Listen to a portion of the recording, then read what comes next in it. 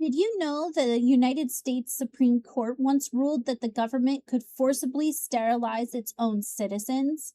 Not in Germany, here, in America.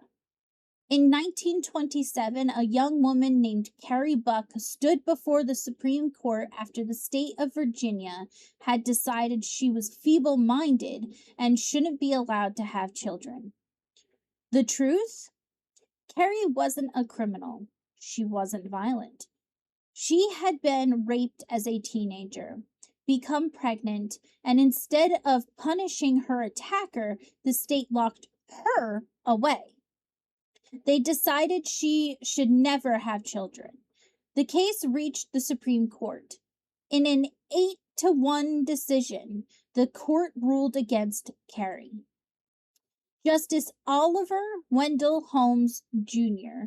wrote one of the most infamous lines in American legal history. 3 generations of imbeciles are enough. With those 6 words, forced sterilization became constitutional. And over the next several decades, more than 60,000 Americans were sterilized under state eugenics laws. And that's just a rough estimate, as we don't have the actual numbers. Many were poor. Many had disabilities. Some were children. Some never even knew they had this procedure done to them until they tried to start families of their own. And here's the part almost nobody talks about. Nazi legal scholars studied American eugenics laws, including Buck versus Bell, before creating Germany's own compulsory sterilization program. They didn't invent the idea.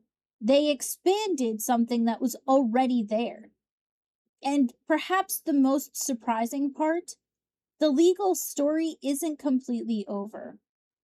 While the old eugenics laws have been repealed, many states still have laws allowing courts under certain circumstances to authorize sterilization for people under guardianship or deemed unable to provide informed consent. The debate over bodily autonomy didn't end in the 20th century. It just changed. If you never heard this history before, you're not alone. And this is only a small part of the story. The full episode covers how the eugenics movement spread around the world, influenced public policy, and affected tens of thousands of lives. I'll see you over at Unsavory History at YouTube for the full episode. Bye-bye.